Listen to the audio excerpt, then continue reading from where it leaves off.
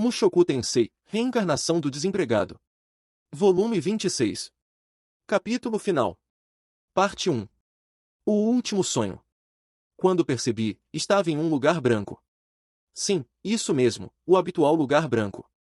Desde que renasci neste mundo, só vim aqui um punhado de vezes, dava para contar facilmente com os dedos das mãos, mas ainda assim, este lugar branco e vazio é onde já estive algumas vezes, e confesso que não era um dos meus lugares favoritos de se estar. E, quando venho aqui, minha aparência permanece a mesma da vida passada, como sempre. Eu realmente detesto essa sensação. A barriga proeminente, dedos flácidos. Um corpo pesado, sensação de impotência. No entanto, estranhamente, não sinto mais aquele desconforto. Não sinto aversão surgindo do fundo do peito. Pude pensar que as coisas estavam bem assim. Ou talvez... Questionei a mim mesmo. Será que faz tanto tempo assim desde que vim a este lugar? Estranho. Mesmo que tenha sido um longo tempo, não tenho lembrança de tirar a pulseira. Não havia razão para tirar. Então, por que estou aqui mesmo? Como isso aconteceu? Aliás, o que eu estava fazendo mesmo? Não consigo lembrar do que fiz antes de dormir hoje à noite. Provavelmente, devo ter feito algo relacionado à geração de novos bebês. Bem, no entanto, sinto que não tenho feito coisas desse tipo por um bom tempo. Parece que faz uns bons 10 anos desde a última vez. De alguma forma, minha memória está nebulosa. Não consigo me lembrar com clareza das coisas. Oi? Disse um ser todo branco, em pé próximo a mim. A minha memória pode estar nebulosa, mas minha visão está nítida. Neste lugar branco, como sempre, ele estava lá. Uma criatura com forma humana, mas como se fosse feito em mosaico. Era o Deus Homem. Mas, algo parece estranho.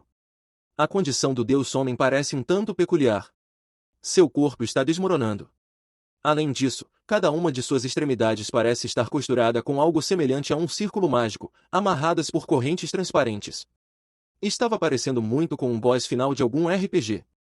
Por alguma razão, parece que seria bem problemático se não derrotássemos ele logo. Talvez ele poderia lançar alguma magia de ressurreição ou sei lá. O que aconteceu? Alguma espécie de brincadeira para invocar o exódio? Questionei, em tom de piada. Fui derrotado. Por quem? Pode me dizer. Você está realmente me perguntando isso? E eu vou lá saber? Há mais alguém além de mim aqui? Olhe para lá.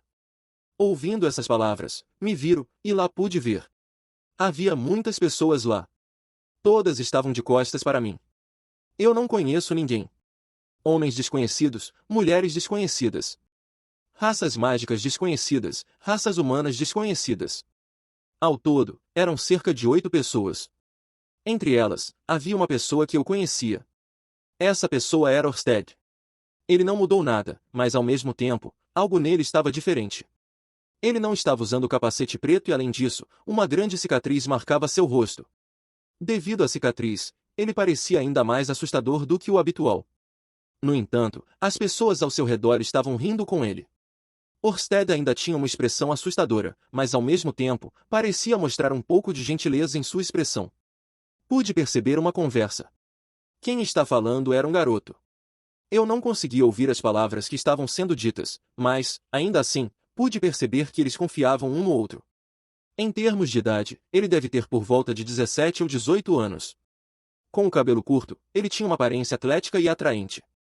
Um rosto de alguém que parece ter sucesso com as garotas. Talvez de descendência oriental. Mesmo assim, ele tinha um sorriso bonito. Será que a maldição de Orsted não está afetando ele? Enquanto eu o observava, uma mulher se levantou no meio do grupo. Ela estava sentada como se estivesse se escondendo no meio deles, mais uma garota do que uma mulher, era uma garota de cabelos azuis e logo ao lado dela, um grande lobo branco estava presente. Eu acho que já vi ela em algum lugar antes. Ela se parece com a Roxy. Mas não era ela. Com certeza é da tribo Migur, mas não há como eu confundir Roxy. Então, quem poderia ser? Pode ser Lara? O que é isso? Será que era mesmo a Lara? Enquanto eu pensava nisso, ela acenou para mim. Não, não para mim. Ela estava acenando para o Deus Homem atrás de mim. No meio disso, um homem próximo a ela começou a falar. Provavelmente, perguntando o que ela está fazendo. Quando ela respondeu algo, o homem ficou surpreso e olhou na minha direção. Ele também tinha um rosto que se assemelhava muito a um rosto oriental, como um japonês talvez. Esse tipo de rosto é muito raro neste mundo. Pode ser que ele seja de fato um japonês. Parece estar na casa dos 20, talvez não tenha chegado aos 30. Ele se inclinou na minha direção. O gesto era típico de um japonês, então talvez ele fosse realmente japonês. Neste momento, todos se viraram para mim. Havia jovens e idosos. Inicialmente, pensei que eram apenas 8 pessoas, mas parecia haver mais. A visão estava obscurecida por uma espécie de névoa. O único rosto que reconheci foi o de Orsted. Ah, mas será que aquela não era Ares? A espadachim de cabelos vermelhos trançados também está olhando para cá. No entanto, algo sobre ela é um pouco diferente. Eles se dirigiram a nós, fazendo cumprimentos individuais. Será que é em relação ao Deus Homem? Não, algo parece um pouco diferente para ser só isso. O que será? Não consigo entender direito. Enquanto eu pensava nisso, eles desapareceram, montados no círculo mágico desenhado por Lara. Todos desapareceram de repente. O círculo mágico permaneceu, brilhando em um azul suave. Depois de um tempo, o brilho também se apagou, desaparecendo completamente. Nada mais estava presente. Eles deliberadamente me espancaram, me desmembraram e me selaram assim desse jeito. Disseram que se eu morrer, o último resquício do mundo humano também pode ser destruído, reclamou o Deus Homem. Destruído? Como assim? Questionei. Não sei. Nunca morri antes. Está satisfeito? Satisfeito com o quê? Ah, sim. Isso faz sentido. Ninguém realmente sabe o que acontece depois que morremos. Esta é a conclusão que você desejava. Fui selado com todas as minhas habilidades, vivendo sozinho aqui.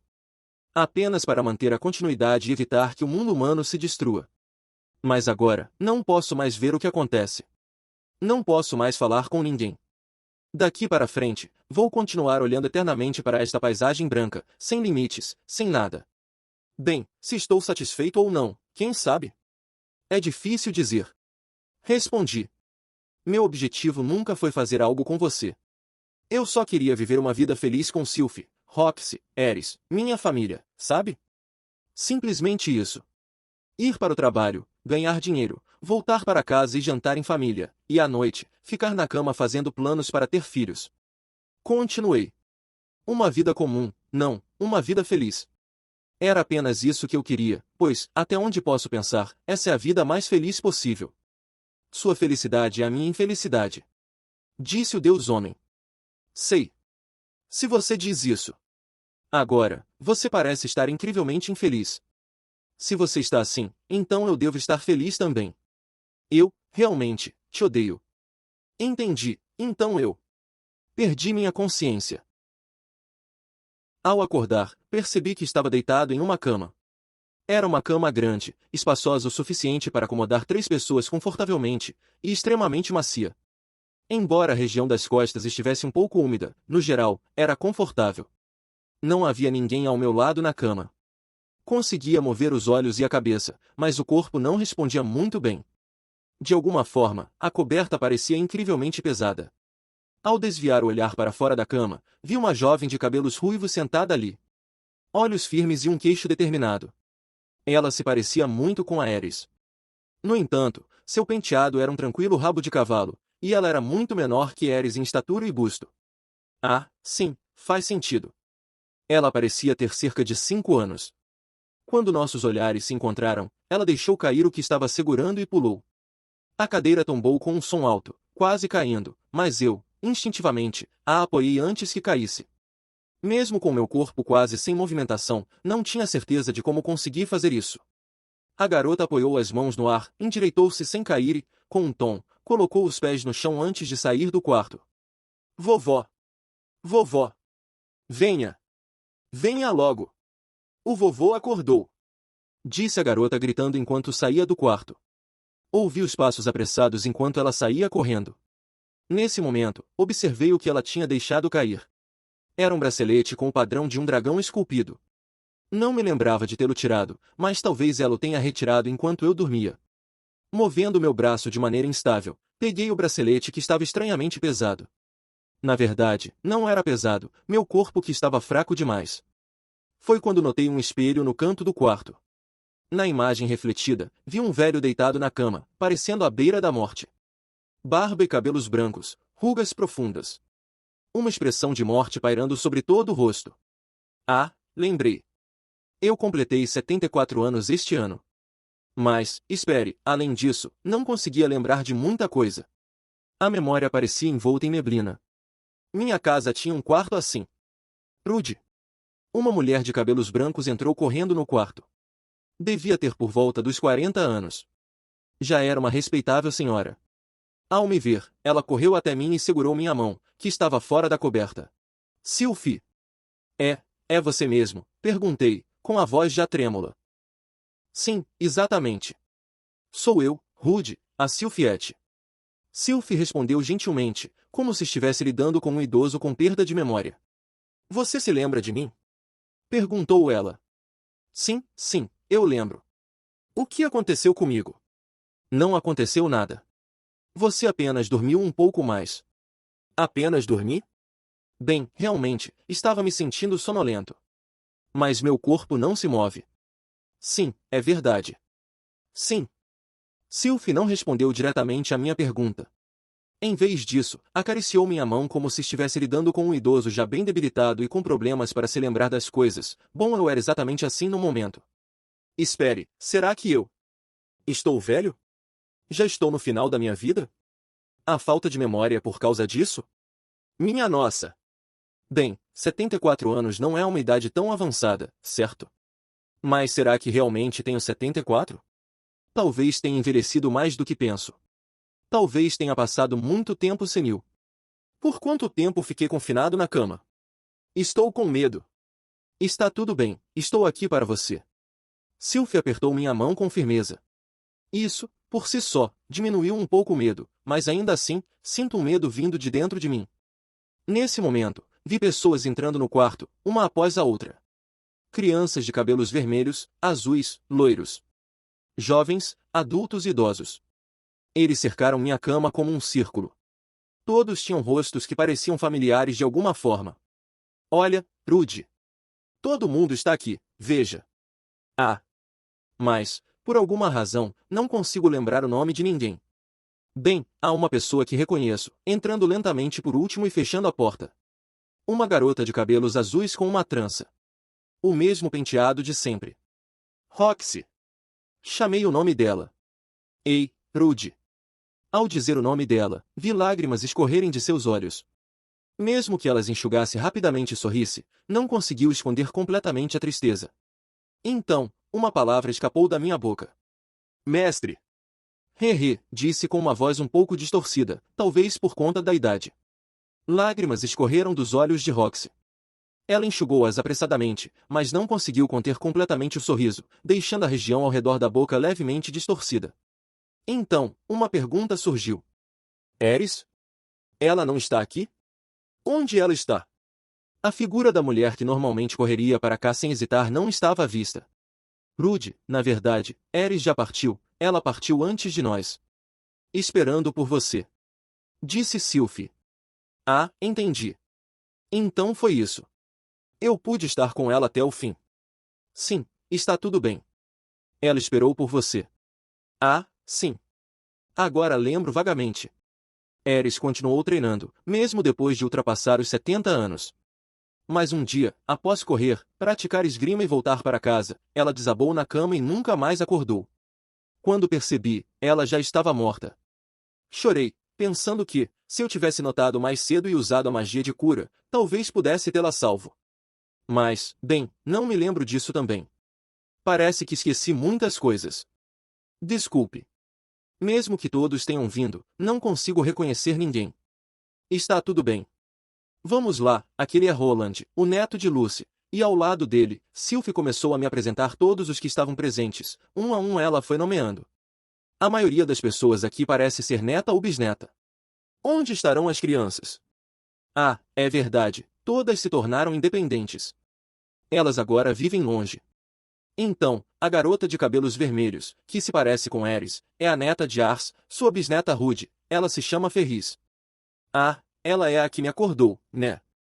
A garota de cabelos vermelhos parecia um pouco envergonhada. Talvez estivesse nervosa por ter tentado pegar o bracelete de mim. No entanto, ela me parecia familiar de algum lugar. Ah, sim, do sonho com o Deus Homem. Ela estava entre muitas pessoas naquele sonho. Sim, isso mesmo. Ela estava lá, definitivamente. Muito mais jovem do que agora, com certeza. Venha. Ao dizer isso, Ferriz avançou com lágrimas nos olhos. Você tirou isso, não foi? Ela apontou para o bracelete e começou a chorar abundantemente. Talvez ela achasse que seria repreendida e decidiu chorar para compensar. Desculpe. É que era tão bonito. Entendi. Então, vou te dar isso. Ao dizer essas palavras, ela me olhou perplexa. Está tudo bem? Em troca, prometa que nunca mais pegará algo sem pedir permissão. Sim. Sim, eu prometo. Disse ela enxugando as lágrimas que rolavam. Ótimo, boa garota. Estendi lentamente a mão e afaguei sua cabeça. Talvez ela seja repreendida mais tarde, mas tudo bem. Não há problema em ser um pouco indulgente. Afinal, não é minha responsabilidade. Todos estão bem? Sim, estamos bem. Ouvir isso me tranquilizou. Com tantos netos e bisnetos, todos devem estar bem. Fico feliz. Valeu a pena o esforço. Minhas forças se esvaíram, e a mão de Ferriz escorregou da minha cabeça. O ambiente ao redor ficou agitado. Está tudo bem. Não vou partir de repente. Vou continuar sendo um velho acamado por um tempo. Pensando assim, alguém entrou na sala. Era alto, com cabelos prateados e um rosto imponente. Deus! Ah! Sr. Orsted. Assim que ele entrou, a atmosfera da sala mudou. Tensão? Cautela? Não, algo mais relaxado. Era alívio e confiança. Você não precisa usar o capacete aqui. Perguntei curioso. Ah, não. Se eu o usar, seus netos vão chorar. Quando Orsted disse isso, todos riram. Comentários como vê-se não vai mais chorar ou costumava chorar muito no passado decoaram. Parece que você não assusta mais as pessoas sem o capacete, né? Não, a maldição ainda está impregnada em mim. Apenas seus filhos e netos são imunes a ela. O rosto de Orsted parecia mais calmo do que quando conheci pela primeira vez. Ele ainda tinha uma aparência assustadora, mas agora era relaxada, por assim dizer. Aliás, Sr. Orsted. O que foi? Há pouco, quando tirei o bracelete, tive um sonho com o Deus Homem. Você se tornou um apóstolo? Disse Orsted com um tom debochado. Bem, quem sabe? Pode ter sido apenas um sonho. Se eu tivesse me tornado um apóstolo, o que faria? Me mataria como sempre faz. Ah, claro. Sou rigoroso com os traidores. Orsted disse isso com uma expressão séria, mas foi fácil perceber que era uma brincadeira. As pessoas ao redor estavam rindo, e Orsted não emanava uma intenção assassina. Talvez não seja o momento certo para fazer esse tipo de piada na frente de um velho à beira da morte, mas talvez seja um clichê. O sonho era sobre o Sr. Orsted vencendo Deus Homem, e o Deus Homem se queixando por ter sido selado. Ah é? Então foi um bom sonho. Sim, foi muito bom. Talvez isso seja um evento futuro. Tinha um toque de realidade, mas sonhos sempre parecem reais. Espero que o sonho se torne realidade. Dê o seu melhor, por favor. Orsted assentiu com seriedade. Você passou por muito. Que você descanse em paz. Haha. Ainda é cedo para eu dormir. Quero ficar acordado um pouco mais. Não me sinto mal, meu corpo não se move muito, mas o calor do sol é reconfortante. Um pouco mais. Vou ficar acordado um pouco mais. Mesmo acordado, não tenho nada em particular para fazer. Só queria ver os rostos daqueles ao meu redor um pouco mais. É só isso. Em outras palavras, é apenas um pouco de nostalgia. Mais 1 hora, 2 horas, ou mesmo apenas alguns minutos seriam o suficiente para olhar para eles. Não há nada que eu precise dizer. Apenas um pouco mais. Não havia arrependimentos. Não havia nada para se apegar. Apenas um pouco, o estado atual é confortável. Isso é tudo. Enquanto pensava nisso, minhas pálpebras começaram a se fechar. Gradualmente, lentamente, elas se fecharam. Por último, vi o rosto de uma garota muito parecida com Eris. Os rostos de Sylphie e Roxy estavam lá. E então, Fechei os olhos. E assim, minha consciência se esvaiu do meu ser. Parte 2. 34 anos. Acordei. Senti como se tivesse tido um sonho estranho ou algo assim, mas era um sonho feliz. Sylvie e Roxy estavam lá. Ares não estava, mas havia uma garota muito parecida com ela. Era um sonho leve, eu me lembrava bem dele. Era um sonho em que eu morria. De alguma forma, eu sabia que, depois disso, não acordaria novamente. No entanto, não era desconfortável. Era minha segunda vez morrendo, mas comparado à primeira vez, era completamente diferente. De repente, percebi que uma garota estava segurando minha mão, paralisada. Uma garota de cabelos azuis. Ela prendeu o cabelo atrás com um rabo de cavalo. Minha mão estava em sua mão direita e, na esquerda, ela segurava o bracelete. Seu olhar parecia uma mistura de surpresa e cautela, como se um sapo estivesse encarando uma cobra. Desculpe. Ela, assustada, já foi imediatamente pedido desculpas. Talvez seja resultado de uma educação para pedir desculpas quando se faz algo errado. Você queria isso? Não. Eu disse à irmã mais velha que debaixo do bracelete do papai há um emblema incrivelmente legal escondido. Sei. Naturalmente, tal emblema escondido não existe. Eu não sou um dos escolhidos. No entanto, olhando mais de perto, ao lado da garota com o bracelete, na mesa lateral, havia uma caneta. Não deveria haver algo assim antes de dormir. Você tentou desenhá-lo? Sim, me desculpe. Um impulso para transformar uma mentira em verdade. Devo elogiar ou ficar irritado? Não, aqui é melhor ficar irritado. Sim, isso mesmo. Os pais têm a responsabilidade de educar seus filhos. Lara, não se deve mentir. Peça desculpas à sua irmã mais velha. Sim. Papai. Depois de acariciar sua cabeça, Lara saiu da sala com uma expressão decepcionada. Quando ela saiu do quarto, pude ver uma grande bola de pelos brancos. Parece que Léo estava de guarda do lado de fora do quarto. Pensei em colocar o bracelete, de repente, meus olhos se fixaram na caneta. Com ela, desenhei o emblema do clã Migur no meu braço e saí da cama. Minha cabeça dói, acho que bebi demais. Enquanto segurava a cabeça que doía, segui em direção à porta. Minha cabeça girava, talvez seja por causa do banquete de ontem ou do sonho recente, não sei ao certo. Passaram-se aproximadamente 10 anos desde a batalha no reino de Beiril. Este ano, completo 34 anos. Esses 10 anos foram notavelmente pacíficos. Não houve nenhuma interferência do Deus Homem, e desde aquela batalha, tudo permaneceu tranquilo. Recentemente, tenho experimentado anos onde não tenho nenhum sinal daquele bastardo. Claro, não abaixei a guarda. Continuo vigilante, me preparando para o confronto contra Laplace da mesma forma que antes, enquanto me mantenho alerta para possíveis ataques de qualquer forma, em qualquer lugar. No entanto, sem os problemas causados pelo Deus Homem, as coisas têm corrido suavemente. Nos primeiros 5 anos, consegui garantir a cooperação de todos os países ao redor do mundo para se prepararem para a guerra contra Laplace. Apesar de alguns obstáculos, em geral, todos os países concordaram em cooperar e se preparar para a iminente batalha contra Laplace. Agora, me concentro na pesquisa e instrução de magia sem encantamento nas universidades de magia e no reino de Assura, enquanto presto consultoria às forças armadas de cada país sobre as estratégias e táticas que Laplace pode empregar. Concomitantemente, opero sob o nome de Sete Estrela Silencioso para ocultar minha verdadeira identidade como Rudeus.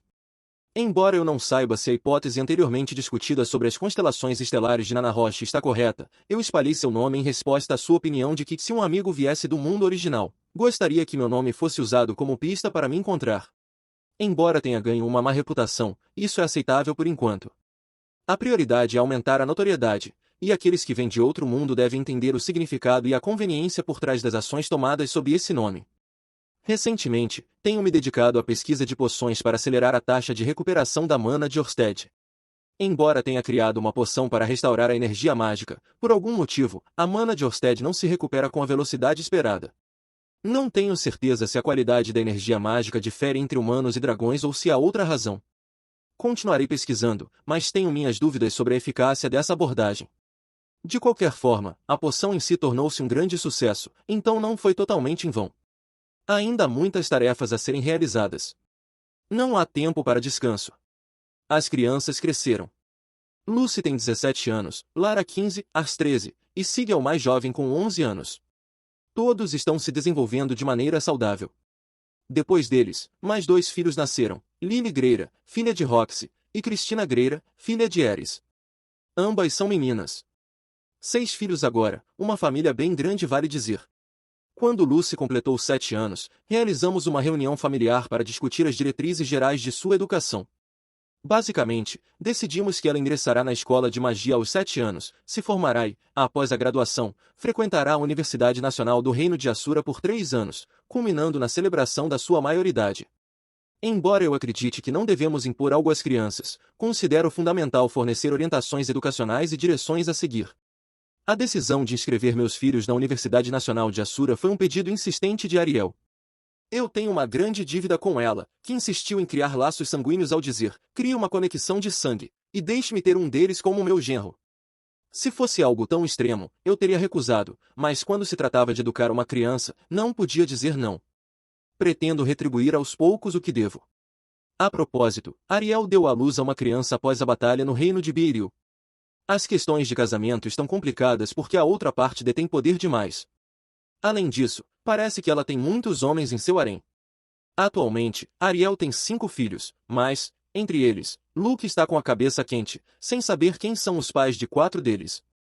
Questiono como pode haver um pai definido em tal situação, mas agora, ao pensar nisso, talvez Luke seja um dos pais que são conhecidos. Aparentemente, Ariel está planejando unir uma de nossas crianças a um de seus 5 filhos. Pessoalmente, não gosto da ideia de ser usado para fins políticos, mas se os próprios envolvidos, ao atingirem a maioridade, concordarem com isso, então permitirei. Crianças ainda são jovens, mas posso ver que estão amadurecendo a cada ano que passa. Especialmente Lucy, ela já está se tornando uma adulta com bom senso. No entanto, não posso dizer que os adultos estão se tornando mais maduros. Honestamente, não percebo mudanças em mim mesmo. Se eu corrijo uma de minhas falhas, outra surge. Parece que estou apenas envelhecendo. Mas, apenas meu rosto mostra que estou envelhecendo ano após ano, com rugas aparecendo ultimamente. Sylvie me diz é bom que as coisas sejam assim, mas é um sentimento estranho, já que ela aparenta ser jovem. Sylvie está envelhecendo muito bem. No entanto, para alguém da minha idade, ela não mudou muito. Ela tem a mesma idade que eu, 34 anos este ano, mas ainda parece ter cerca de 20 anos. A pele dela está firme, mesmo após ter dado à luz 2 crianças. No entanto, por dentro, ela se tornou uma mãe ainda mais experiente, e suas repreensões estão aumentando. Roxy permanece a mesma. Sua aparência não mudou muito, e suas ações também não. Ela pode ficar irritada quando digo isso, mas é um elogio. Sempre me orienta quando cometo erros, embora ela ainda cometa alguns tropeços, como costuma dizer: se cair 7 vezes, levante 8. As pessoas falham o tempo todo. Eris, ao que parece, foi a que mais mudou na aparência. Ao contrário de mim, parece estar envelhecendo bem. No entanto, por causa do treinamento constante, ela parece muito mais jovem do que eu. Sua idade facial é algo em torno dos 20 e poucos anos. Após dar à luz ao segundo filho, seu desejo sexual parece ter diminuído, mas ainda sou atacado de vez em quando. Ao contrário de Sylvie, na personalidade, ela não mudou muito, mas desde que começou a ensinar esgrima às crianças, parece que sua violência diminuiu um pouco. Ela se tornou mais paciente. Claro, ainda sou esbofeteado quando toco sua bunda ou seios sem permissão, mas isso é natural. Lilia e Zenith, por outro lado, parecem estar envelhecendo visivelmente. Ambos ainda estão bastante saudáveis, mas Lilia, talvez por ter uma perna ruim desde o início, começou a ter dores nas costas e rigidez nos ombros. Magias de cura podem aliviar temporariamente, mas após 3 meses, os sintomas podem retornar. Parece ser difícil conseguir uma cura completa. Os outros membros do grupo também estão envelhecendo sem problemas. Zanoba e Cliff já são homens adultos. Cada um tem seu trabalho e sua família, movendo-se ocupados. Quando há algum problema, se ajudam mutuamente. Norn e Aisha também se casaram e se mudaram. Seus parceiros são um pouco complicados, mas, bem, já discutimos isso e concordamos, então não tenho nada a dizer. Mesmo assim, 34 anos. Uma idade cheia de memórias. Como o tempo passa rápido. Em um certo dia, durante a tarde, visitei um lugar específico. No topo de uma pequena colina nos arredores, um lugar onde pedras redondas se alinhavam. Esse lugar era um cemitério. Obrigado como sempre, disse apenas uma palavra de agradecimento ao zelador na entrada, como de costume, antes de entrar. Nesses últimos 10 anos, este cemitério viu um aumento no número de túmulos. As pessoas morrem e nascem, mas o número de lápides não diminui tanto. Em outros cemitérios, se uma família inteira desaparece, os túmulos podem ser removidos. No entanto, aqui, talvez por ser um cemitério nobre, a menos que a casa seja destruída, os túmulos não seriam tirados aqui. E assim, o reino de Hanoa e a cidade mágica de Sharia estão gradualmente se fortalecendo. Com isso, o número de nobres aumenta, e consequentemente, o número de túmulos também aumenta. Fiquei em frente a uma lápide específica. Polgreira. Era o que estava escrito na redonda lápide que, em comparação com quando foi construída, agora estava bastante desgastada. Limpei a área ao redor com as ferramentas de limpeza que trouxe, lustrei a lápide e depois ofereci uma bebida alcoólica e rezei com as mãos juntas. Havia muito tempo desde a última vez que vim aqui. No passado, costumava vir sempre, relatando várias coisas. No entanto, ultimamente, tenho evitado este lugar. Mesmo assim, uma vez por ano, toda a família vem aqui para prestar homenagens. Não sei, talvez seja uma questão de sentimentos. A impressão que tenho é que, em vez de vir aqui para me encontrar com Paul, essa visita anual se tornou mais uma cerimônia. Talvez eu não esteja expressando gratidão o suficiente. Pai, todos estão passando bem. Disse em um tom baixo. Após informar isso inicialmente, fiz um relato geral da situação, algo que faço todos os anos, mas é necessário, afinal. Pai, este ano, completo 34 anos. 34 anos. Era a idade em que morri na minha vida anterior. De alguma forma, o tempo parece ter passado mais rápido do que eu imaginava até chegar no ponto onde estou. Mas por quê? Sinto que demorou mais para chegar aos 34 anos do que na minha vida passada. Talvez por haver muitas coisas a fazer. Ou talvez porque, em comparação com a vida anterior, tenha me movido muito mais. Mas, mesmo chegando aos 34 anos, sonhei que morreria aos 74 anos. O que foi aquele sonho? Foi apenas um sonho? Ou era um vislumbre do futuro mostrado pelo Deus Homem? Bom, neste momento não consigo ter certeza. O Deus Homem estava selado, e eu estava enfrentando uma morte satisfatória. Foi exatamente no momento em que Lara removeu o bracelete do meu braço, então o Deus Homem poderia ter interferido. Se aquele for realmente o futuro, murmurei para mim mesmo. Se o Deus Homem revelou aquilo, talvez seja o fruto de todo o esforço que dedicamos até agora. Na batalha do reino de Beeril, emergimos vitoriosos. Foi, sem dúvida, a última batalha, e o Deus Homem perdeu os meios de triunfar sobre mim e Orsted. Como resultado, ele simplesmente desistiu. Afinal, já se passaram 10 anos desde que não enfrentamos mais as interferências do Deus Homem. Não há mais nada a temer. Foram 10 anos de paz, sem a mínima intromissão dele. Parte 3. Um mundo após a morte. Quando me dou por mim, percebo que estou em um quarto branco. Oi. Opa! O mosaico que estava aqui na minha frente era tão vigoroso como sempre. Naturalmente, não está selado nem deprimido. É o mosaico de sempre. Isso significa que o que vi há 40 anos foi uma visão do futuro. Perguntei à criatura em forma de mosaico. Sim. Isso mesmo. O Deus Homem é o mesmo de sempre. No entanto, já se passaram 4 ou 5 décadas desde que o vi pela última vez. O sempre do Deus Homem está além da memória. No entanto, lembro claramente de que, quando nos conhecemos pela primeira vez, ele tinha uma atmosfera realmente insolente. Pensei que, ao ver isso, você poderia relaxar um pouco. Parece que você errou o alvo. Está tudo bem. Não custava tentar. Um simples sonho não me faria desistir do que tenho feito até agora. Bem, se não fosse apenas um sonho, talvez houvesse uma chance de eu reconsiderar. De qualquer forma, você parecia assim, com essa expressão. Ao dizer isso, vejo minha própria aparência. Não é mais um corpo como um aglomerado de gordura. Em algum momento, minha aparência mudou. Um corpo razoavelmente treinado, com músculos salientes e uma área abdominal clara e, de alguma forma, um corpo que parece ágil. Um corpo familiar neste mundo. O corpo de Rudeus Greira. Não consigo ver o rosto, então não tenho certeza, mas não sinto que tenha envelhecido muito. Você não sabia? Ah, pois é, meus olhos veem diretamente a alma.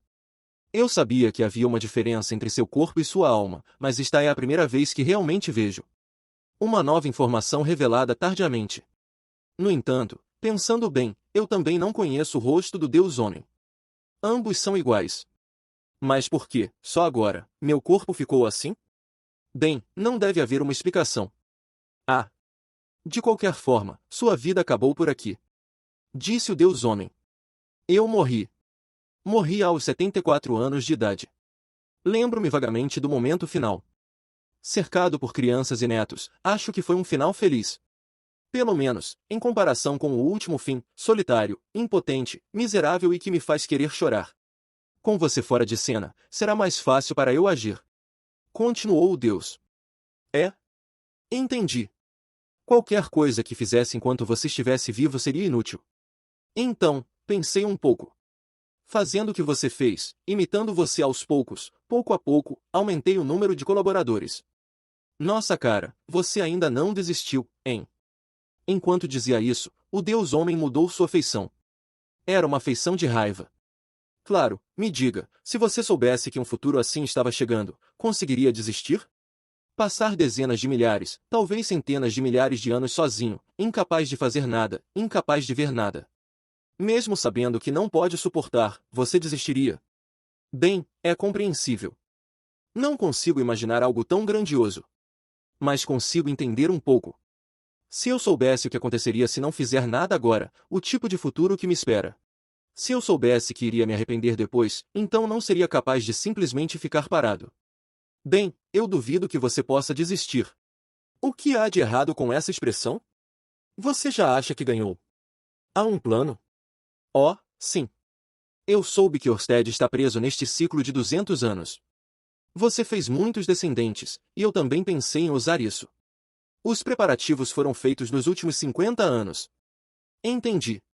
Você entende o que estou dizendo? Vou usar contra você a estrutura que você criou. Em um mundo onde você não existe, usando o que você preparou, vou vencer. Você não pode fazer mais nada. Afinal, você está morto. Você não pode impedir seus descendentes de brigarem e se matarem. Você não pode vir até mim e implorar dizendo, pare com isso por favor, na verdade, você nem poderá vir. Com um tom alegre, eu cocei as bochechas. Inclusive a parte de trás da cabeça. Não estava coçando, na verdade. Só não tenho certeza de como reagir. Isso mesmo. Eu não poderei ver. Minha reação deixou o Deus Homem chocado. Eu fechei os olhos e relembrei tudo o que havia acontecido até agora. Eu fiz o que queria neste mundo. Me casei, fiz amigos, tive filhos e muitos netos. Eu realmente trabalhei duro. Certamente, há momentos em que estou ansioso sobre o que virá a seguir, e há coisas que poderia ter feito de forma diferente. Mas, de alguma forma, não sinto nenhum arrependimento. Ou melhor, talvez devesse dizer que não há nada para se arrepender. Embora haja preocupações e ansiedades, eu não penso em como resolver esses problemas. Não sinto o impulso de voltar à vida, salvar meus filhos e ouvir o que o Deus Homem tem a dizer. Talvez seja porque, como eu fui capaz de fazer isso sozinho, eu acredito que meus filhos também conseguirão enfrentar e superar os problemas que encontrarem. Enquanto pensava nisso, me aproximei devagar do Deus Homem. Ele era surpreendentemente pequeno. Talvez porque nunca tivemos que nos aproximar demais um do outro antes, eu nunca percebi o quão pequeno ele era. Eu estou satisfeito. Disse em um tom calmo. Eu vivi bastante.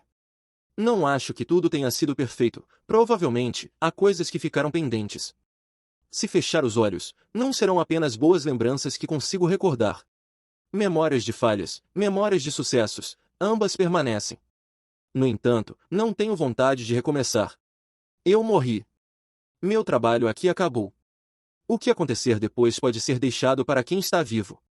É uma situação estranha, pois a pessoa à minha frente está dizendo que pretende prejudicar aqueles que deixei para trás, mas não há nada a ser feito. De alguma forma, meu coração está surpreendentemente calmo. Ei, Deus Homem! Já pensei em dizer isso uma vez antes, mas... O que é? Acho que não te detestava tanto assim. Senti que o Deus Homem fez uma careta de desgosto. Claro, talvez eu só pense assim porque, no momento, estou vencendo. Sylph e Rox ainda estão vivas, as crianças estão bem até agora. É verdade que Eris morreu antes, mas foi por causa da idade, não por causa do Deus Homem.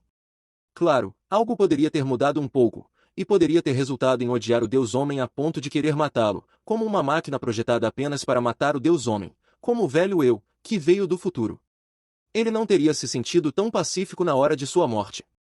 Então, eu estou aqui agora, pacífico, como resultado. O que diabos você está dizendo? Questionou o Deus Homem. Eu também não entendo muito bem, mas, agora, sinto que a tranquilidade que estou sentindo é graças a você. Se não tivesse um inimigo claro como você, acho que não teria ficado satisfeito até agora. Sim, é verdade. Se o Deus Homem não existisse, provavelmente eu teria ficado acomodado desde os 20 anos, trabalhando razoavelmente, fazendo o suficiente para sobreviver. Teria levado uma vida mais ou menos, estaria razoavelmente satisfeito e morreria. Certamente, teria sido bom também. Diante da morte, não sinto arrependimento. Talvez eu tivesse pensado em querer voltar, refazer ou retornar àquela época. Com um inimigo claro, um objetivo claro, foi por isso que consegui continuar até a morte. Como resultado, estou aqui agora. Mesmo que diga isso, não pretendo baixar a guarda. Ah! Não, sim. Não era isso que eu queria dizer. O que é isso? Não tenho algo específico que queira dizer ao Deus Homem. Não é que eu não o odeie, é só que não sinto algo especial por ele. Claro, não quero agradecer também. Com isso, a conversa se encerrou abruptamente, deixando um desconforto no ar. No meio disso, algo me veio à mente. Por que eu vim para este mundo? Disse isso meio que para mim mesmo. Sei lá. Respondeu o Deus Homem, de modo como quem não se importa. Sério, você realmente não sabe nada? Se eu soubesse, teria impedido de antemão. Você surgiu muito de repente, eu mal percebi até o momento do incidente de deslocamento acontecer. No final, durante toda a minha vida, eu não soube a verdade por trás do incidente de deslocamento. Nana Rocha havia feito algumas teorias malucas, e talvez algo ainda aconteça no futuro. Se a pessoa que me reencarnou existe, agradeça a ela por mim. Não quero. Imaginei. Ele recusou de maneira enfática. Bem, como Deus Homem, ele provavelmente está cheio de ressentimento. Aliás, o que vai acontecer comigo agora? Tenho certeza de que morri. Bem, quem sabe? Disse o Deus Homem, ainda com um claro olhar de irritação. Normalmente, a alma é reduzida a mana, misturada com outra mana, e então reconstruída como algo diferente. Mas como você é um humano de outro mundo, não sei o que vai acontecer. Continuou ele. Ah, certo, entendo, disse, assentindo com a cabeça. Pensei que talvez pudesse encontrar Paul e Giz após a morte, mas parece que não vai ser assim. É claro, é decepcionante, mas, bem, os ossos devem ter sido enterrados no mesmo lugar, então vou me contentar com isso. Ao olhar, meu corpo está gradualmente desaparecendo. Será que isso significa que está sendo reduzido a mana? Isso é a morte neste mundo? Talvez outros habitantes deste mundo também venham para esta sala branca pouco antes de morrer por completo. Claro, se o Deus Homem não tentar se encontrar com eles, talvez simplesmente esperarão até desaparecer totalmente aqui nesta sala branca. Pensando assim, o Deus Homem é um tipo de Deus da morte. Ele ri da vida das pessoas enquanto sorri maliciosamente no momento da morte, é um Deus da morte desagradável. No entanto, não há aquele sorriso malicioso usual no rosto do Deus Homem. Pelo contrário, ele parece incapaz de esconder sua irritação, está tremendo até. Diante de mim, desaparecendo, ele fica frustrado por não poder se gabar de sua vitória. Realmente, ele é uma pessoa detestável. Pensando nisso, me coloco diante ao Deus Homem e digo, colocando de alguma forma, minha mão em seu ombro. Bem, talvez não seja eu quem deva dizer isso, mas... vai lá e faça o seu melhor a partir de agora. Será que ele vai ficar com raiva? Pensei, mas o Deus Homem apenas suspirou como se estivesse cansado e abaixou os ombros. Depois disso, fiquei em silêncio.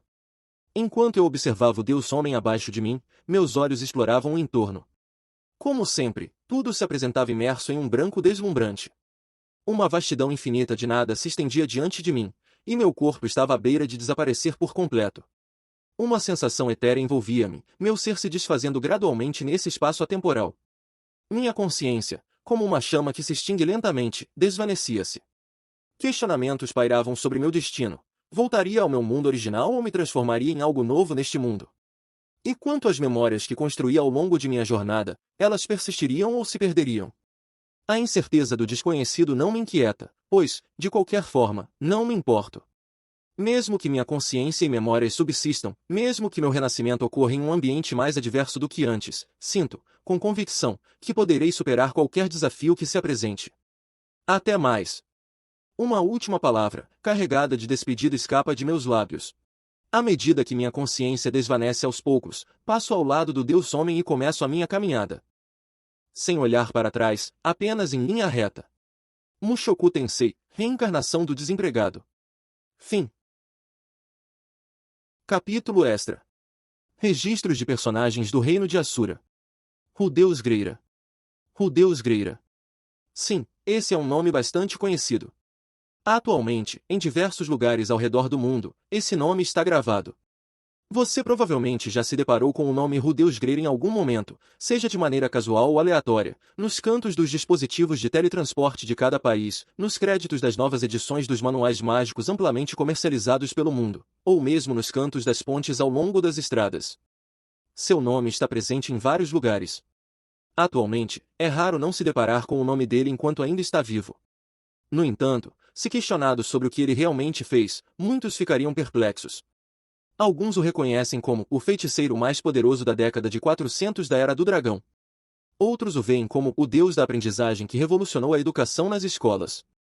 Alguns o consideram como um intelectual que influenciou de forma inovadora a cultura de pinturas, bonecos, brinquedos, etc.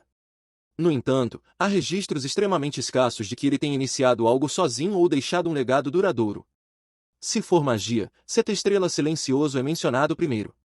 Se for no quesito educação, é Roxy M. Greira. Se for arte, é Zanoba Shirone. Consequentemente, existem opiniões que o descrevem como um puxa-saco que sabe como bajular os fortes, ou um vigarista que se aproximou de pessoas talentosas e roubou apenas a honra. Rudeus não é um nome pessoal, mas um título concedido àqueles que realizaram grandes feitos na banda de mercenários de Rukwag. Portanto, pode haver várias pessoas que o possuem, argumentam alguns. Rudeus Greira. Há várias teorias, mas é inegável que ele realizou algo e teve um grande impacto neste mundo. No entanto, é provável que isso nunca mais seja divulgado ao mundo e seja esquecido nos recessos da memória das pessoas. Isso representa uma perda de informações com valor histórico. Portanto, eu decidi adicionar uma entrada dedicada a Rudeus Greira nos registros da Sala de Documentos do Reino de Asura. Ano 485 da Era do Dragão. Diretor da Sala de Documentos do Reino de Asura, G.W. Early. Rudeus Greira. Perfil. Rudeus Greira, nascido no ano 407, falecido em 481 da Era do Dragão, foi um mago do reino de Hanoa, alcançando a posição de sétimo entre os 7 grandes poderes em 430. Ao lado de Roxy M. Greira e do Sete Estrelas Silencioso, ele foi um dos magos mais representativos do século. Seus apelidos incluem Matoleiro, braço direito do Deus Dragão, Rei da Magia, Grande Mago, Mago Silencioso, entre outros.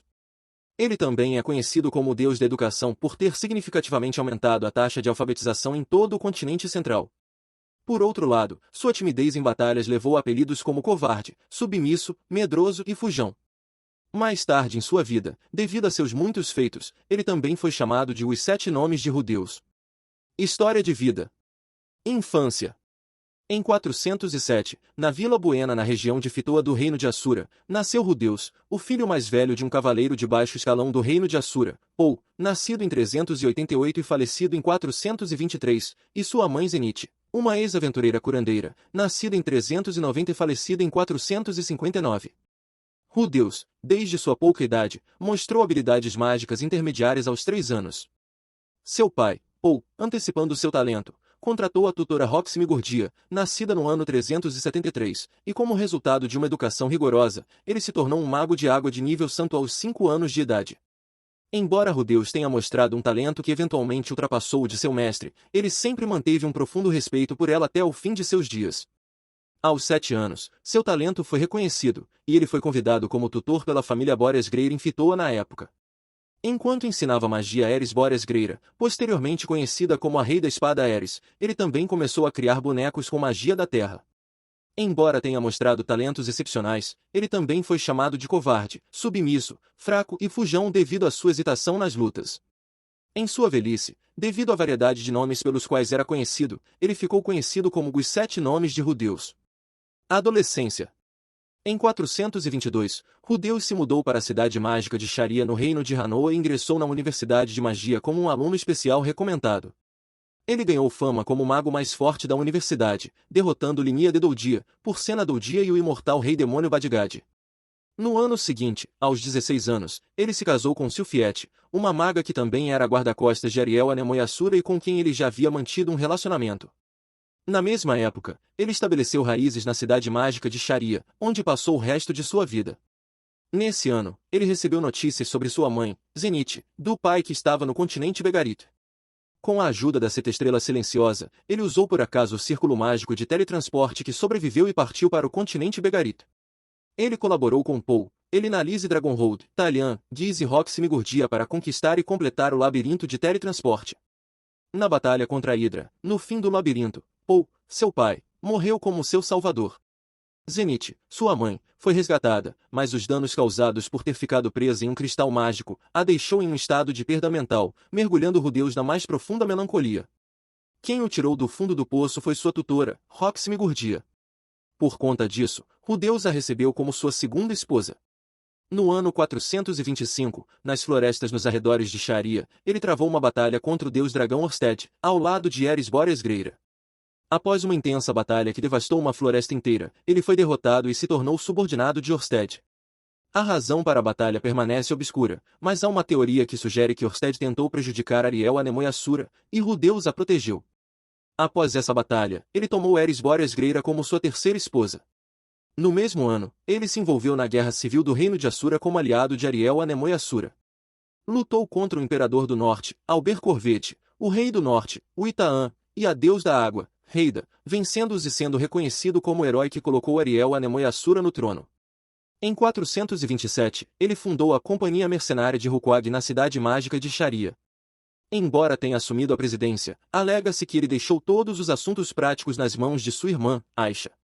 Aos 20 anos, participou, junto com Zanoba Shirone, da defesa do reino Shirone na aliança Pax Shirone, travando batalhas no Forte Caron contra forças do norte.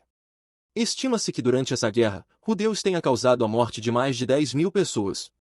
Em 429, após se formar na Universidade Mágica, ele viajou para o Reino Sagrado de Milis junto com Cliff Grimoire. Naquela época, embora os detalhes não estejam registrados, ele se aproximou da sacerdotisa e se esforçou para colocar Cliff Grimoire em uma posição importante na igreja de Milis. Em 430, ele participou da Batalha do Reino de Beril com o deus dragão Orsted. Durante a batalha, derrotou o deus do norte, Kalman III, e alcançou o 7º lugar entre os 7 grandes poderes. Período dentre os 7 grandes poderes. Depois de se tornar um dos 7 grandes poderes, Rudeus desapareceu da vida pública. Atualmente, sua baixa notoriedade em comparação com outros contemporâneos é atribuída a isso. Sua posição como 7º dos 7 grandes poderes é pouco conhecida. Rudeus morreu na Batalha do Reino de Beril, e houve teorias de que o que apareceu depois eram seus sósias ou apenas o nome, mas essas foram rapidamente negadas quando registros relacionados à fundação da Universidade Nacional Ariel apareceram. O que Rudeus estava tentando fazer ao se esconder do público é desconhecido. De acordo com alguns documentos, ele estava tentando unir o mundo em preparação para o renascimento de Laplace 80 anos no futuro, tornando-se amigo de Orsted, Anoba Shirone, Cliff Grimoire, Ariel Anemoiassura, Randolph o deus da morte do reino do Rei Dragão, a tribo Doutia da Grande Floresta, e a Rei Demônio Imortal Atoferatof do continente demoníaco.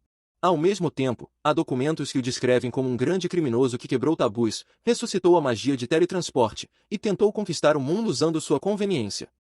Notas e códigos. Registros dos estudos mencionados estão supostamente escritos nos 52 volumes de O Livro de Rudeus, todos codificados em uma linguagem que apenas ele e Seta Estrela compartilhavam. Como a decodificação ainda não foi concluída, a credibilidade desses registros é questionável. Perfil pessoal. Rudeus tinha cerca de 1,75 m de altura, uma estatura muscular e robusta incomum para um mago.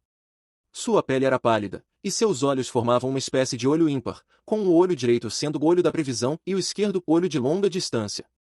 Embora não haja descrições de sua beleza, sua esposa, Silfiete, relatou ter ficado impressionada quando o viu na Universidade de Magia, dizendo que apenas olhar para o rosto dele por alguns segundos a deixou sem fôlego.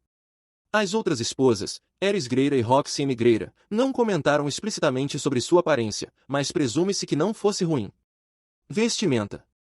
Rudeus era conhecido por preferir um manto acinzentado sem capuz. Em sua juventude, ele era descuidado com sua aparência, sendo registrado na Universidade de Magia como usando um manto desgastado até as bordas. Registros do reino Assura afirmam que ele apareceu com uma aparência estranha durante uma audiência, causando risos entre alguns nobres. Por volta dos 20 anos, ele começou a se vestir com mais cuidado, e por volta de 430, o rei dragão Perúgios comentou que ele recentemente começou a se vestir de maneira adequada. Embora desleixado em sua aparência, Rudeus tinha um gosto refinado e reformou uma sala em sua casa e um banheiro gigante, onde tomava banho diariamente. Reputação e caráter. Rudeus inspirava medo aos arredores de Sharia, mas ainda assim era mais admirado do que qualquer outro mago. Isso é evidenciado por seu grande funeral, a presença de numerosos participantes e uma lápide erigida em um canto da Universidade de Magia com palavras gravadas por Rudeus. Ele era conhecido por ser amigável, generoso e sociável, mas também era considerado um tarado. Existem descrições de que ele acariciava o corpo de suas esposas sem constrangimento, mas a interpretação de seu caráter varia. Alguns afirmam que era um amante dedicado, nunca ultrapassando os limites além de suas 3 esposas, enquanto outros acreditam que o fato de ser um sem-vergonha era apenas um boato. Embora normalmente mantivesse um temperamento calmo, ele ficava ferozmente zangado e agiria violentamente se sua família ou amigos fossem prejudicados. Alguns contos engraçados ilustram seu temperamento. Quando um nobre na festa do reino Assura zombou da esposa de Rudeus, ele agarrou o pescoço do nobre, o arrastou para fora da festa e queimou uma floresta inteira na frente dele, exigindo um pedido de desculpas. Quando os aliados Linie e Porcena destruíram uma boneca que se assemelhava à esposa de Rudeus, ele puniu elas de uma maneira que humilhava até mesmo os animais. Quando Perúgios convidou Rudeus para a Fortaleza Flutuante para nomear seu filho, Rudeus, erroneamente pensando que seu filho estava em perigo, apareceu totalmente armado, ameaçando guerra se algo acontecesse com seu filho. No entanto, a autenticidade desses contos é amplamente questionada. Legado. Embora não fosse amplamente conhecido entre o público em geral, muitas figuras famosas mundialmente o conheciam, e ele era respeitado ou temido. Após sua morte, um pano branco foi encontrado em seus pertences, e quando sua esposa Roxy tentou escondê-lo apressadamente, surgiram rumores sobre um segredo oculto. No entanto, a verdade disso permanece desconhecida. Curiosidades. Descobriu a lei da amplificação total de mana na infância e a incorporou à educação. Tinha uma predileção por arroz, ovos e a água demoníaca do reino Beiril. Mantinha o hábito peculiar de comer ovos crus. Religião. Embora seja dito que Rudeus adorava uma divindade maligna desconhecida, a falta de uma correspondência exata entre o símbolo de sua crença e qualquer deidade conhecida levanta dúvidas. Alguns sugerem que ele era um incrédulo, enquanto outros afirmam que ele adorava o deus dragão. Família e parentes. A Casa Greira. Uma linhagem de nobres de alto escalão do reino Assura. Composta por 4 casas, Notos, Bóreas, Zefiros e Euros, também conhecidas como os 4 grandes nobres, cada uma governando uma extensa área de território. Embora Rudeus seja da linhagem direta da Casa Notus Greira, ele foi removido da árvore genealógica da Casa Notus Greira devido à fuga de seu pai, Paul Greira, pai. O primogênito da nobre Casa Notus Greira do reino Assura. Fugiu jovem para se tornar um aventureiro. Mais tarde, após encontrar Zenith, solicitou ao antigo amigo, Philip Bóreas Greira, tornar-se um cavaleiro de baixo escalão no território de Fitoa. Zenith Greira, mãe. Segunda filha da casa Latreia da nação sagrada de Melis. Lilia Greira, dama de companhia. Amante de Paul. Norn Greira, irmã biológica. Escritora. Aisha Greira, meia-irmã. Consultora da companhia mercenária de Rukwag. Silfiete Greira, esposa. Elfa. 1/4 de descendência da tribo de Orelhas Longas. Roxy M. Greira, esposa. Raça demoníaca, tribo Migur. Diretora da Universidade de Magia.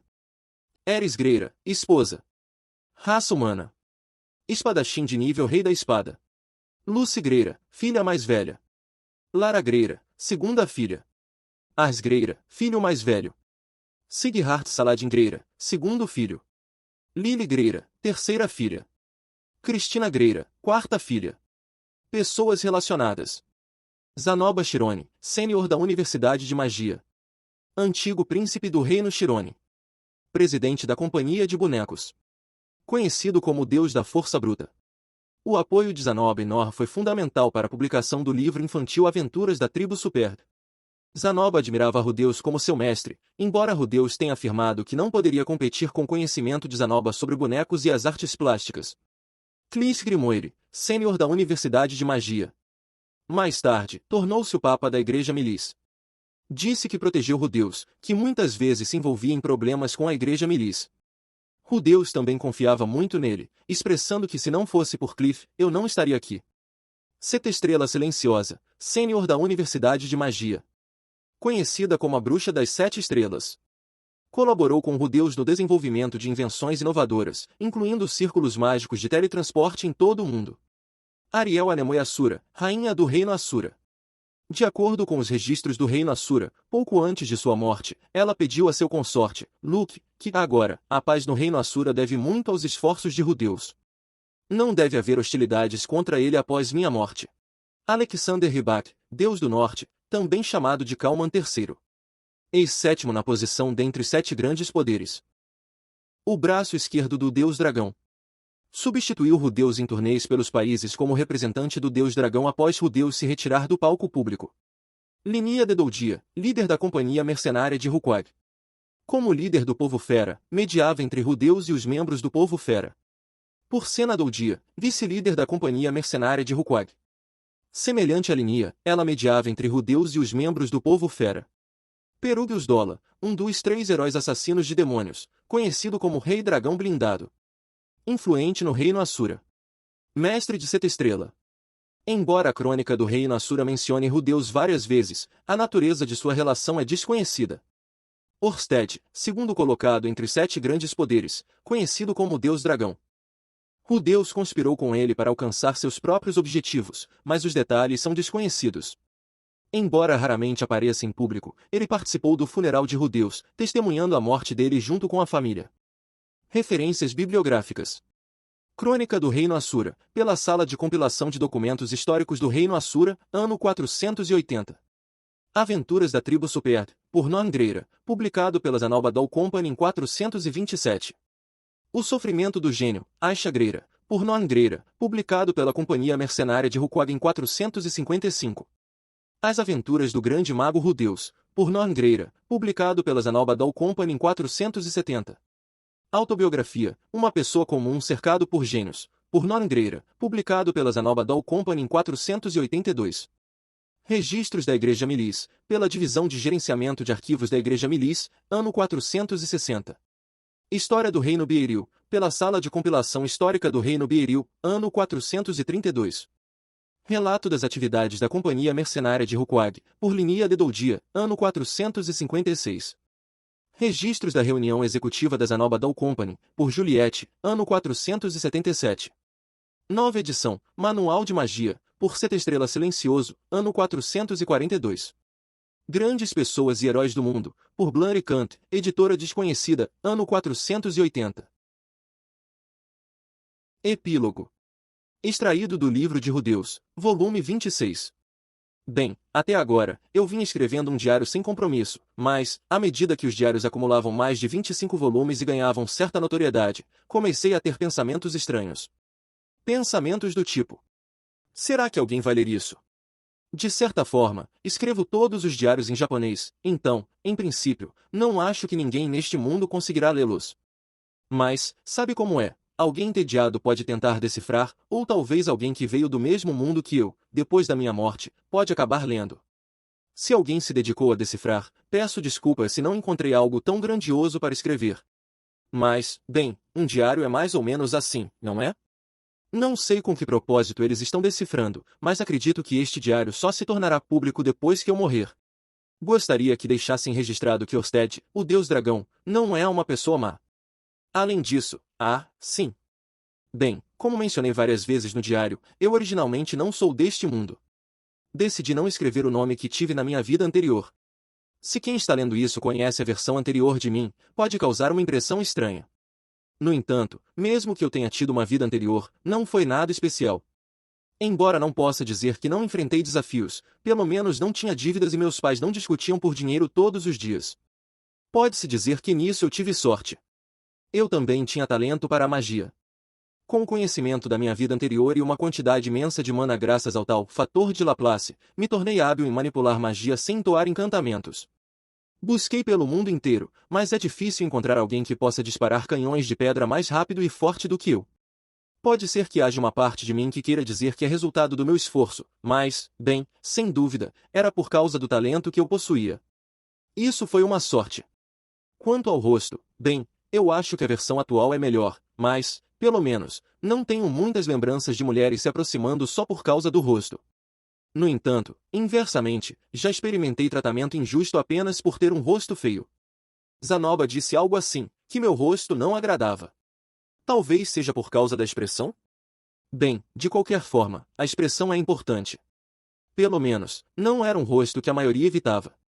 Talvez isso seja uma sorte. Essa sorte me deu oportunidades para me esforçar. Mas também penso assim, e se eu fosse mais rico? Por exemplo, se eu tivesse nascido como filho de um nobre no reino de Assura, sem se preocupar com dinheiro e mulheres, como seria minha vida? Eu sou consciente de que sou um pervertido, e às vezes me esforço por isso. O valor disso para mim reside no fato de que essas coisas eram difíceis de conseguir por muitos anos. Mesmo eu, que sou assim, se conseguisse uma vida onde pudesse facilmente ter mulheres se jogando sobre mim, ou até mesmo me abordando, sem qualquer esforço, será que encontraria valor nisso? Talvez eu ficasse entediado rapidamente e não fizesse esforços para ser atraente para as mulheres. Isso vale para a magia também. Eu me esforcei todos os dias para melhorar em magia. Graças ao treinamento constante, pareço ter dominado a magia de forma bastante precisa aos olhos de quem está observando de fora. No entanto, se eu pudesse usar magia avançada, ou até mesmo magia de nível Deus, facilmente, assim que lesse um livro de magia pela primeira vez, eu teria continuado a treinar em magia depois disso? Em outras palavras, as pessoas tendem a encontrar valor nas coisas porque são difíceis de conseguir ou porque não estão indo bem. Afinal, as pessoas só podem jogar com as cartas que receberam, mas sempre haverá algo insatisfatório nessas cartas. Mesmo que alguém tenha cartas invejáveis, eles próprios podem não perceber o valor delas. Embora eu fale com uma atitude pomposa, é porque tenho uma vida anterior. A casa do meu eu da vida anterior era muito mais rica do que a de Paul, e, em termos de talento, se eu não tivesse parado a meio caminho, teria feito algo. Em relação à aparência, talvez seja melhor agora, mas se eu tivesse feito exercícios e perdido um pouco mais de peso, ou tivesse cuidado melhor do meu cabelo e sobrancelhas, poderia ter me tornado algo aceitável. Olhando para trás, a vida na minha vida anterior era muito melhor do que a desta vida. Mesmo assim, apesar de estar em um ambiente tão favorecido, eu permanecia como um lixo. Eu acho que, quando morrer, talvez me arrependa disso. É por isso que acredito que, quer eu tenha nascido em uma pacífica Buena Village ou em uma favela numa zona de conflito, ou mesmo que tenha crescido sendo maltratado pelos pais, ou até mesmo quando li meu primeiro livro de magia e não consegui criar uma bala d'água, de alguma forma, eu fiz o meu melhor. Não acredito que essa vida seja tão feliz quanto a atual. Poderia ter sido uma vida amaldiçoando o mundo. Mas pelo menos, acho que agi mais do que eu na vida anterior. Acho que tentei viver desesperadamente. Essa vida, com certeza, tinha mais valor do que a da vida anterior. Aliás, se eu não tivesse renascido depois de ser atropelado por um caminhão na vida anterior e continuasse vivendo naquele mundo, talvez eu tivesse me esforçado se tivesse alguma sorte. Bem, provavelmente seria difícil. Naquela época, eu estava desanimado, e a reencarnação era uma sorte imensa, algo que só começou a se movimentar graças a essa sorte. O que estou tentando dizer é que o ambiente é algo relativo, e às vezes, ter algo que você considera um pouco negativo pode ser chamado de ambiente bom. Então, você também não deve culpar o ambiente, pelo menos, não é isso que estou tentando dizer. Estou consciente de que sou afortunado, e também sei que é realmente um ambiente ruim. Não pretendo ser arrogante sobre isso. De qualquer forma, se você quiser ter uma vida satisfatória, seja um ambiente bom ou ruim, no final, você tem que viver o seu melhor. Até mesmo os colegas de Chris, não é como se tivessem um ambiente tão ruim assim. Parece que não foram abençoados com bons pais, mas têm alguma habilidade para agir por conta própria, entrar na escola e esforçar-se em direção a objetivos. De qualquer forma, de acordo com minha própria avaliação, fiz o meu melhor nesta vida. Claro, continuarei fazendo o meu melhor no futuro. Esse melhor pode não parecer sério para os outros, mas uma vida vista pelos outros é sempre assim, não é mesmo? Além disso, não importa o que alguém diga, isso não vai mudar minha vida, certo? Portanto, mesmo quem está lendo isso, faça o melhor na sua vida, e, droga, estou prestes a ficar um pouco chato demais. Talvez eu tenha ficado mais velho. Não, talvez eu sempre tenha dito isso aos meus filhos. Sim, deixarei o assunto do ambiente até aqui. Ficou muito longo. Bem, quem seria a pessoa que conseguiu decifrar essa linguagem? Talvez um estudioso ou algo assim. Ou talvez um mago que pensou que havia um incrível segredo mágico escondido em meu diário. De qualquer forma, peço desculpas se não encontrar um grande segredo. Quanto a um conselho de veterano, se estiver pensando em traduzir o conteúdo deste diário e apresentá-lo a algum rei de algum país, pode ser melhor pensar duas vezes. Já que conseguiu decifrar uma língua de um mundo diferente, é algo incrível, e eu entendo o desejo de ser elogiado pelos resultados e espero que seus esforços tenham uma recompensa adequada. No entanto, em termos de conteúdo, há coisas que podem ser particularmente inconvenientes para a família real do reino de Assura. Dizer algo como a rainha de Assura era um fantoche do deus dragão Orsted certamente não seria tolerado pela realeza, não é mesmo? Isso afetaria a reputação deles. Ariel talvez pudesse perdoar após algum aprisionamento, mas se houve uma mudança de regime, não há garantia de segurança. Claro, se todos os países mencionados neste diário já tiverem desaparecido completamente deste mundo, então você pode fazer o que quiser. 1. Se o tempo passou o suficiente para que isso ocorresse, talvez existam historiadores nessa situação também. Nesse caso, por favor, considere isso como uma referência para a vida cotidiana comum dessa época. No entanto, não exagere na referência, já que fiz algumas coisas usando o conhecimento do meu mundo anterior. Ah, sim. Por fim, se a pessoa que está lendo isso veio do mesmo mundo que eu e deseja voltar para lá, vou dar um conselho. Há uma maneira de voltar ao mundo original. Siga os passos de Seta Estrela Silenciosa. A propósito, se você for abordado por um sujeito com cara de mosaico em um espaço branco em um sonho oferecendo conselhos, não acredite nisso. É uma fraude. É só isso. Epílogo. Prólogo 0. Ano 500 do calendário do dragão. Havia uma garota conhecida como a criança abençoada da ressurreição. Os olhos daquela garota estavam mortos. Desde o nascimento, eram vazios, refletindo apenas desespero. Os adultos ao seu redor achavam-na assustadora e mantinham distância. A garota sabia. Ela sabia qual destino a aguardava. Ela sabia desde antes de nascer. Não, usar o termo antes de nascer era impreciso. Na verdade, na primeira vez que nasceu, ela não sabia. Sim, ela renascia várias vezes. Não, usar a palavra renascer também era impreciso. Ela repetia a mesma vida várias vezes. Não, usar a expressão a mesma vida também era impreciso. Ela vivia vidas ligeiramente diferentes. Isso, vidas ligeiramente diferentes, mas o desfecho sempre era o mesmo. A vida sempre seguia um curso fixo. Não mudava drasticamente e sempre terminava da mesma maneira. O desfecho era a morte. A garota morria. A morte era inevitável para todos, mas a morte da garota era cruel. Ela era tratada como uma ferramenta pelo país, capturada pelo inimigo, e morta. Como se fosse um brinquedo disputado por crianças. Às vezes era brutalmente violentada, às vezes devorada viva por monstros, às vezes afogada ainda viva depois de ter sua liberdade roubada. No meio do sofrimento e desespero, a garota morria. Para a garota, a vida era um caminho em direção ao desespero. Era um cotidiano de dar um passo após o outro em direção à guilhotina. Não havia esperança. A garota tinha um poder, ela tinha a habilidade de retroceder o tempo de um objeto, ou ser vivo por no máximo um dia. Isso restaurava o que estava quebrado e podia trazer até os mortos de volta à vida. Um dia, apenas um dia, mas essa habilidade de ressuscitar os mortos era suficiente para que ela fosse convocada como a criança abençoada pelo país. O rei deste país a acolheu e monopolizou seu poder. Essa habilidade de retroceder apenas um dia era usada pelo rei para eliminar ferimentos e doenças. Curiosamente, o envelhecimento não podia ser interrompido, mas isso era considerado trivial para o rei. Até onde a garota sabia, havia 3 tipos de reis. Mesmo que seus nomes e aparências não mudassem, suas personalidades e comportamentos eram um pouco diferentes. O rei a quem ela servia morria, e a cada renascimento, ele mudava um pouco. Para alguns, as sutis mudanças poderiam levar a elogios como sábio rei ou condenações como rei tolo. No entanto, para a garota, isso não importava. As ações de qualquer rei em relação a ela eram sempre as mesmas. Para a garota, todos os reis eram iguais. O poder como criança abençoada não trouxe nenhuma sorte para a garota. Não lhe permitia retroceder o próprio tempo nem usá-lo para benefício próprio. Era apenas uma corrente que a mantinha aprisionada no palácio do rei. E assim, ela morria. Ela sempre morria. Criada em um canto remoto do reino, nos confins do campo, sua vida começava. Depois de passar uma infância sendo olhada de maneira desagradável pelos adultos, ela era levada para o palácio real e morria. Naturalmente, no início, a garota tentou escapar do destino. Ela escondeu suas habilidades e tentou viver para sempre com seus pais. Mas foi em vão. Por volta do seu 5º aniversário, soldados do palácio apareceram inexplicavelmente e a levaram. Antes que os soldados chegassem, ela tentou fugir para fora da vila. Mas também foi em vão. Ela era morta por monstros ou capturada por bandidos ou sequestradores. Capturada, ela foi vendida para vários lugares, mas acabou sempre chegando ao Palácio Real.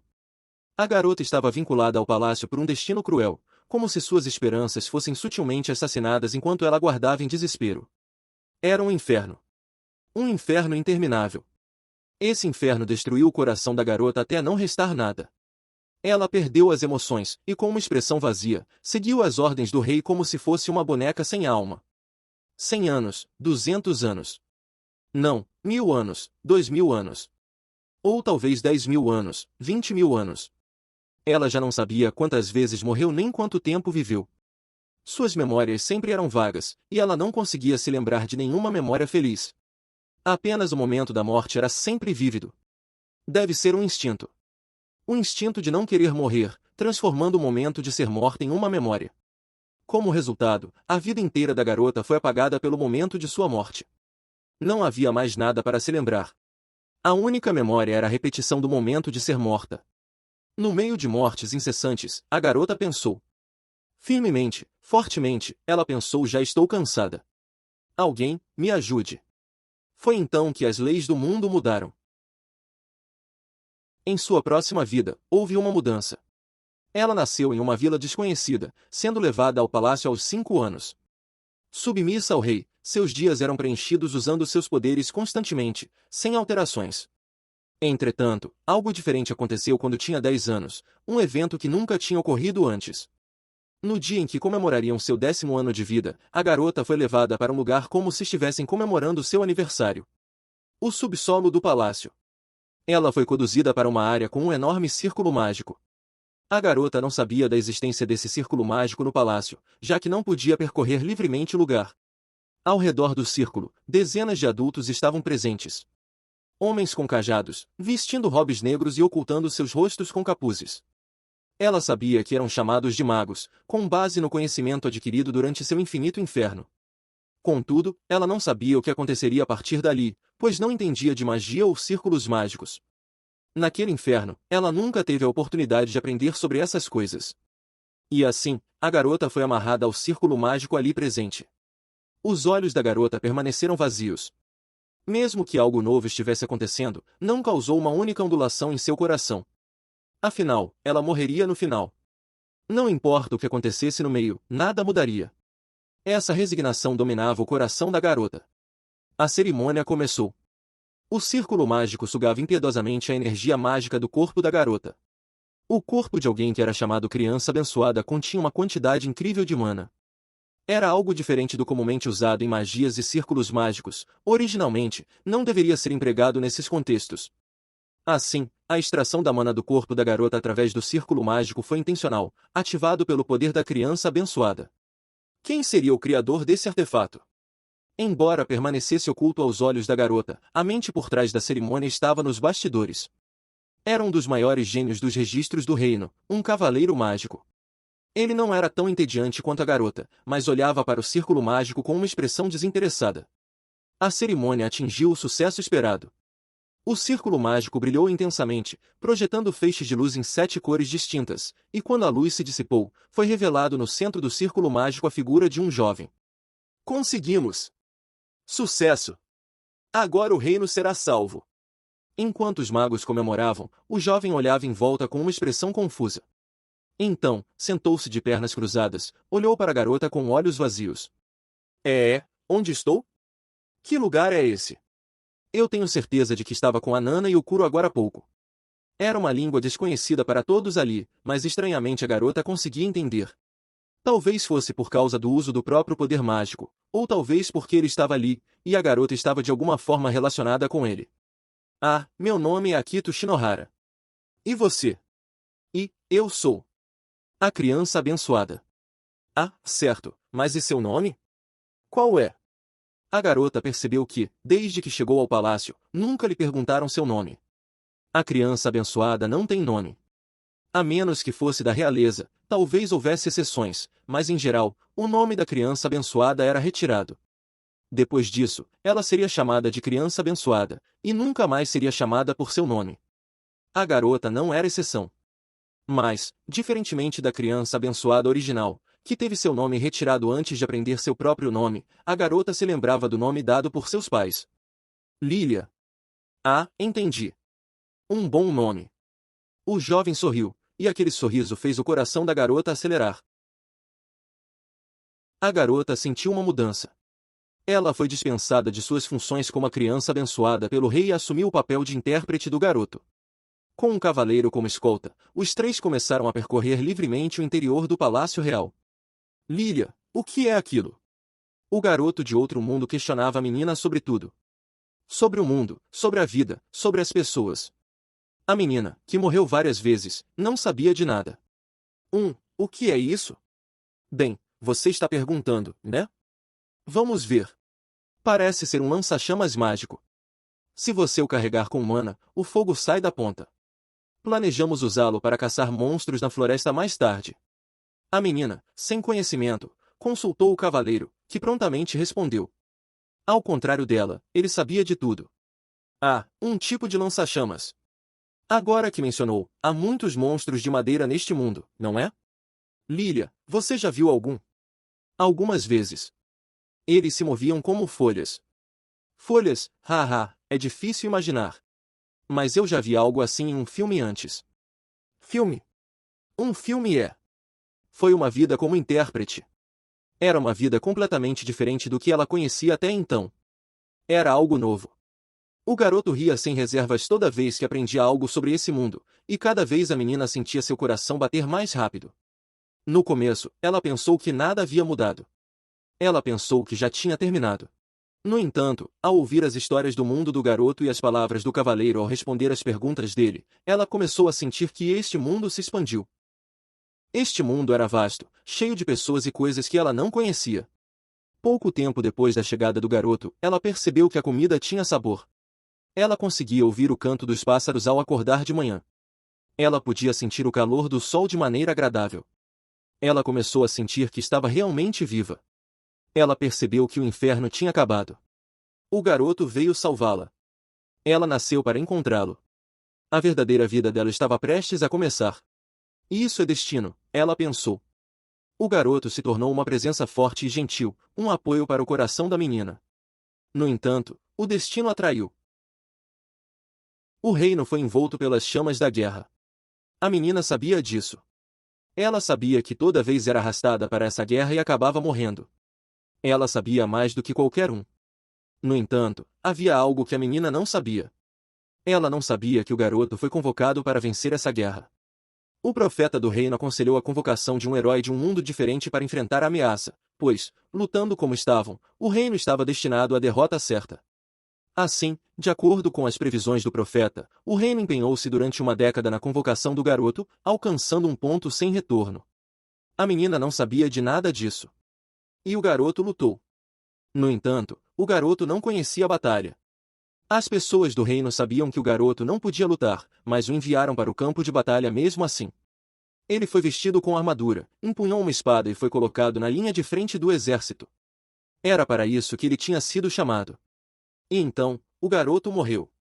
No meio da guerra, ele foi morto de maneira brutal, sua cabeça foi decepada pelo comandante inimigo e assim, morreu.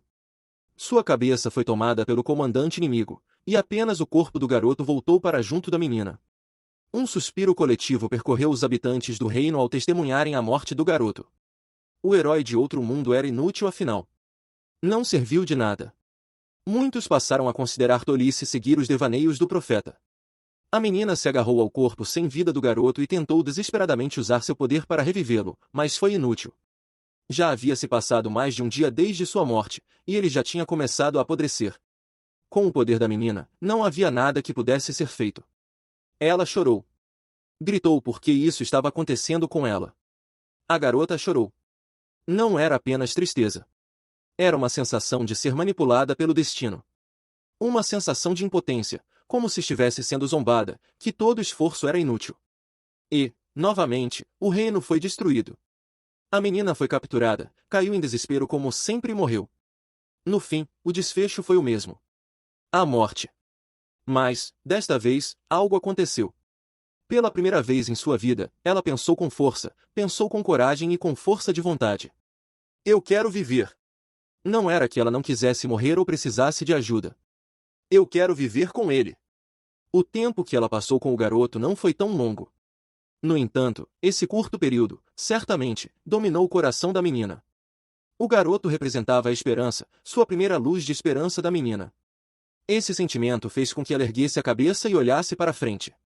Pela primeira vez, ela concentrou-se em seu próprio poder. No instante de sua morte, ela mordeu os lábios até sangrar, evocando sua habilidade. Era o dom que parecia capacitá-la a retroceder no tempo por apenas um dia. Um poder que todos percebiam como algo estranho, mas que evitavam julgar pela sua conveniência. Extraindo esse poder até o limite, quase queimando seu próprio cérebro, ela o utilizou. Ela empregou a habilidade de alterar o passado, fazendo com que o mundo começasse a girar em um ciclo, centrado na existência dela. O poder da garota se estendeu até o passado. No ano 400 da Era do Dragão. Na cidade de Roa, no território de Fitoa. O lugar onde o amado garoto da criança abençoada perdeu a vida. Sobre esse local, uma fenda no tempo e no espaço apareceu.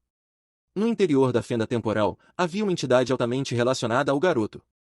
Essa entidade guardava uma ligação com a alma da garota, que ansiava viver ao lado de seu amado.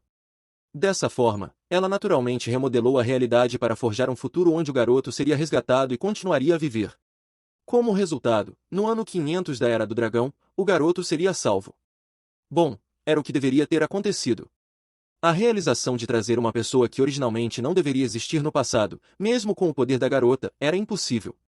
Era diferente de desfazer ferimentos ou evitar doenças. Embora a fenda temporal estivesse presente, a entidade não aterrissou no mundo. O poder da garota e a vontade do mundo estavam em conflito. Ano 400, 401, 402, 403. O mundo continuou a progredir sem incidentes. No entanto, em meio a tudo isso, uma alma se perdeu ao passar pela fenda temporal, e essa alma não tinha nenhuma relação com seu amado. Ao tentar teletransportar a entidade para esse mundo, algo aconteceu. Um homem morreu nas proximidades antes que o poder da garota pudesse convocá-la, e esse tal homem, por estar na forma de uma alma, conseguiu entrar no mundo através das lacunas na fenda temporal, a fenda que as leis naturais do mundo estavam contendo. E, cambaleando, entrou no corpo de um bebê prestes a morrer. O dono dessa alma foi nomeado Rudeus Greira. A existência de Rudeus alterou ligeiramente o mundo. Mudou o pensamento de Roxy Migurdia, distorceu a história de Silfiete e concedeu sabedoria a Eris Boreas Greira. Essas ações enfraqueceram a resistência do mundo. A fenda no tempo e espaço ficava cada vez maior, e no ano 417 da Era do Dragão, a entidade que foi convocada aterrissou no mundo. O nome dessa entidade era Shizuka Nanahoshi. No entanto, a existência de Rudeus Greira causou mais alterações na história do que a garota desejava. O que deveria ter sido uma mudança apenas para salvar o garoto se transformou em algo muito maior. A história começou a seguir uma direção desconhecida para todos. O mundo mudou. Se essas mudanças eram o que a garota desejava, ainda era incerto. Afinal, a garota ainda não havia nascido. No entanto, alguns anos após a morte de Rudeus, a garota nasceu. Como compensação por essas gigantescas mudanças, uma criança abençoada vazia, que perdeu quase todos os seus poderes, nasceu para realizar seu desejo. Nascer neste mundo pela última vez. Se ela vencerá o destino? Bom, ninguém ainda sabe.